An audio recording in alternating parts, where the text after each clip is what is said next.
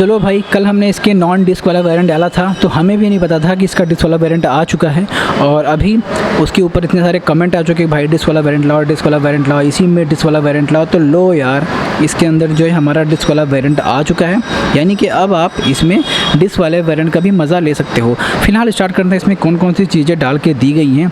तो पहली बात तो हमारा जो यहाँ पर हेडलाइट मिल जाती है वो हमारा हैलोजन वाला मिलेगा। इसके अंदर कोई भी पार्किंग लैंप नहीं है जो कि हैलोजन का होता है, लेकिन हाँ एक है कि इसके सर पर यानी इसके वाइज़र पर आपको एक DRL ज़रूर से देखने को मिल जाएगा। स्टिकर्स की बात करें तो इस बाइक में स्टिकर और कुछ सेंसर के अलावा कुछ खास चेंजेस नहीं है, लेकिन वो जो चेंजेस हैं वो भी बहुत बड़े हैं। तो पहले बात तो ये वाला जो पोर्शन का स्टिकर है ये तो पहले से आया करता था, लेकिन यहाँ पर इस वाले एरिया को थोड़ा सा इन्हेंस किया गया, बढ़ाया गया। थोड़ा सा लगा कि कुछ इनको इसमें चेंज करते हैं तो इस वजह से यहाँ पर चेंज किया गया। बाकी मैं एक चीज़ आपको पहले ही बता देना चाहता हूँ कि अगर आपकी बाइक लड़ती है तो आपको ब्लैक वाला जो बेस वेरिएंट है वो ख़रीदना पड़ेगा, उसके बाद आपको अलग से स्टिकर खरीदना पड़ेगा, तब जा कर के आप उसको आपस में अप्लाई करवाओगे, तब आपका ये वाला वेरिएंट बनेगा। मान लो अगर आपकी बाइक लड़ जाती है तो ये सारा जो प्रोसीजर है वो आपको ऐसे ही कुछ करना पड़ेगा, क्योंकि प्लांट से आपको ये दोबारा से ऐसे मिलने वाला नहीं है। इस वजह से यहाँ पर कुछ ऐसे कॉम्प्लिकेशन आपको आने वाली हैं। और आपको भी पता है कि हीरो जो है अपने स्प्लेंडर में कम से कम 100-150 के आसपास जो है स्टिकर वेरिएंट ला कर रख चुका है, तो हर एक के लिए वाइज़र बना पाना थोड़ा सा मुश्किल हो जाता है इस वजह से। तो ये प्रॉब्लम आपको फेस करनी पड़ेगी।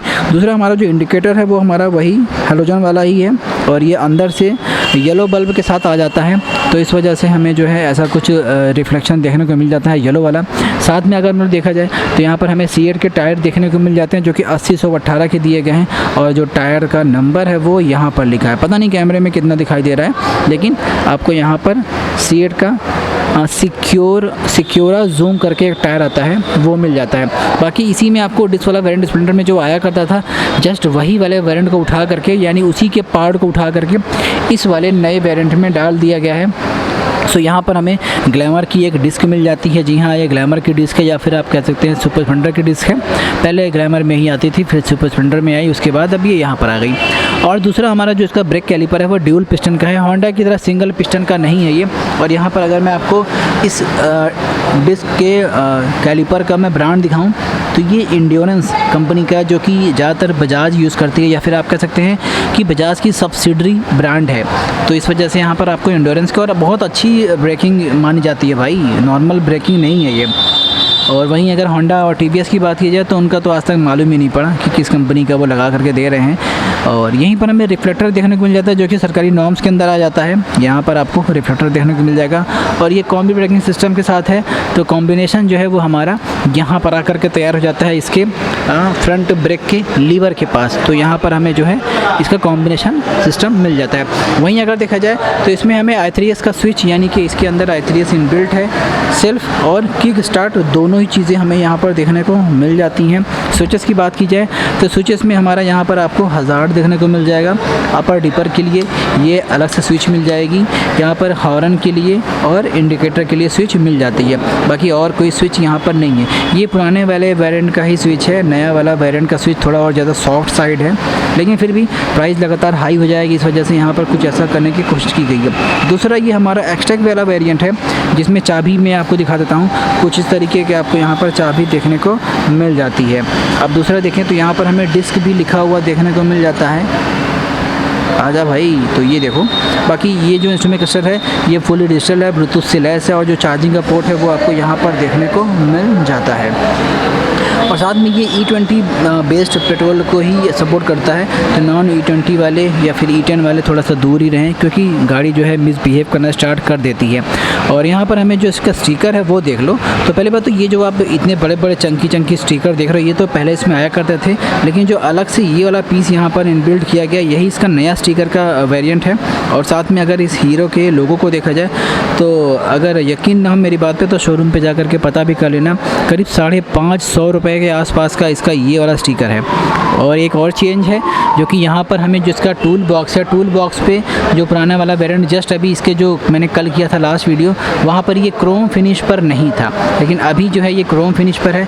वो ब्लैक शाइनी फिनिश था और ये हमारा क्रोम फिनिश पर है। बाकी यहीं पर की लगा करके आप चाबी से इसको खोल करके इसके अंदर टूल को निकाल या डाल सकते हो।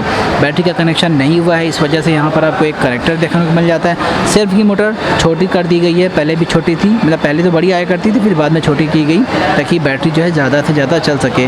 अब तो बुलेट में भी छोटी ही मोटर आती है। दूसरा, इसका इंजन भी पूरी तरीके से चेंज हो चुका है, इसका ECU पूरी तरीके से चेंज हो चुका है, वायरिंग पूरी तरीके से चेंज हो चुकी है। उसकी पहचान मैं आपको दिखा देता हूँ। आप जब भी नए गाड़ी अब लेने जाना आज की डेट से, तो देख लेना उसमें 2 O2 सेंसर यानी ऑक्सीजन सेंसर होना चाहिए, एक कैटालिटिक के पहले और एक कैटालिटिक के बाद।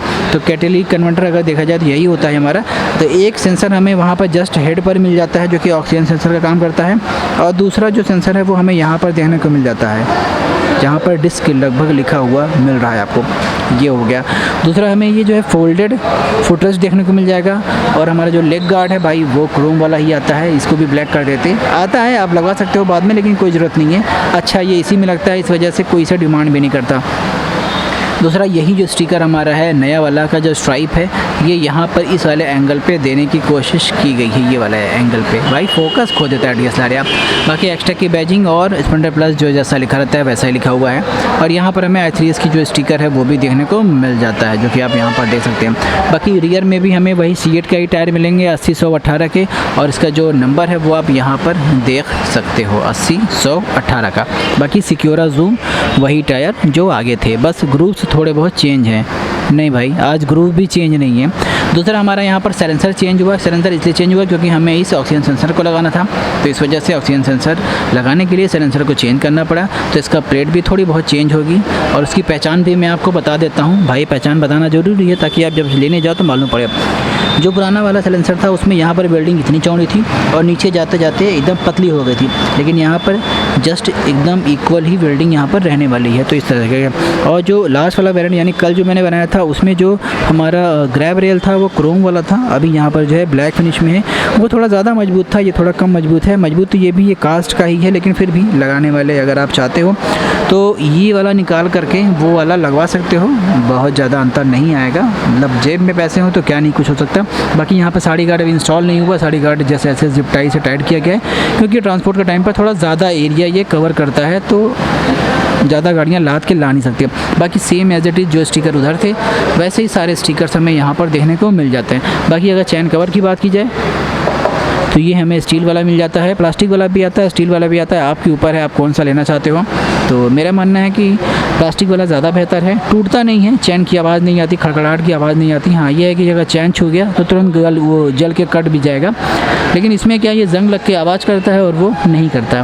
तो कुछ खामियाँ इसमें हैं, कुछ खामियाँ उसमें, कुछ फ़ायदे उसमें, कुछ फ़ायदे इसमें हैं। बाकी एज इट इज़ जो इधर था वही यहाँ पर है।